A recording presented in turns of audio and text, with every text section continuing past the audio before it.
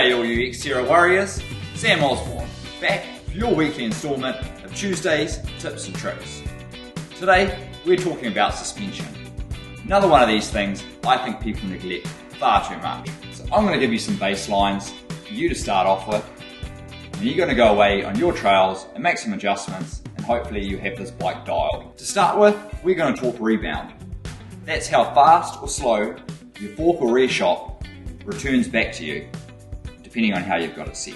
Too slow, and every time you hit a bump, the fork or rear shock doesn't have a chance to come back to its neutral state or the top of travel, and so every time you hit a bump, it just keeps blowing through the travel until eventually you completely run out of travel and you just reach bottom out. Too fast, and the bike rides like a pogo stick. The fork or rear shock returns so quickly, there's just no point in having a beautiful dampener on your bike. The Rebound Adjuster is the red knob on your fork or rear shock. For me, my baseline, or how I ride most of my trails at home, for my fork, I run at 6 clicks from its slowest. My rear shock, I'm running 5 clicks from the slowest. Once we've got our rebound sorted, we need to figure out how much air we're going to put in these things. For me, I like to start with the rear shock, get that one dialed, and then adjust my front fork by feel based off that. Now the baseline for most rear shocks is we want to run it between 25 to 30% sag.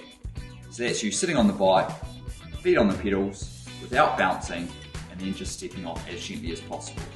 That'll give you an indication of the sag. For myself, I actually like to run my rear shock quite soft, so I'm sitting bang on 30%, sometimes a little bit higher. When we're sitting the sag, there's a little rubber O-ring that sits around the rear shock and the fork. We'll push that all the way down, sit on it without bouncing as gently as possible, and step off the bike. Once I have my rear shock sorted, I'll then balance my front fork depending on how soft the rear shock feels. I want as balanced a bike as possible. Now, the bike industry came out with this pretty trick thing.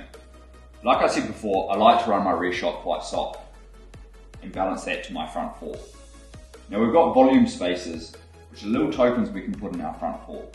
Scott, I can only comment on Scott because that's what I ride. Large bikes come with 1 token stock in them, smaller mediums come with none.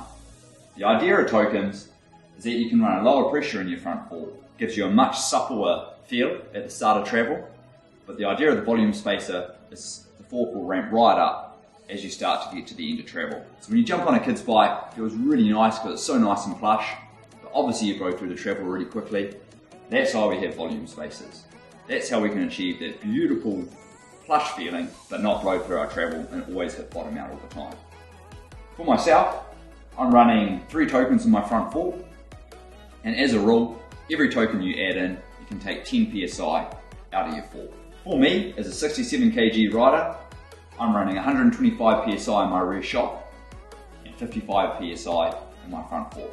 So once you've played around with your rear shock and fork setup and you're feeling pretty happy with it out on the trails, next step on from that is to get one of these handy little gadgets. It's called a Shockwiz. Now I'd expect most shops would have one of these lying around.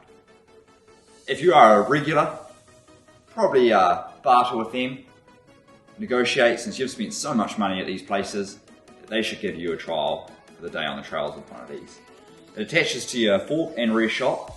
We do it independently, and we'll just analyse how you ride, and then it will give you some suggestions on how to further tune your bike.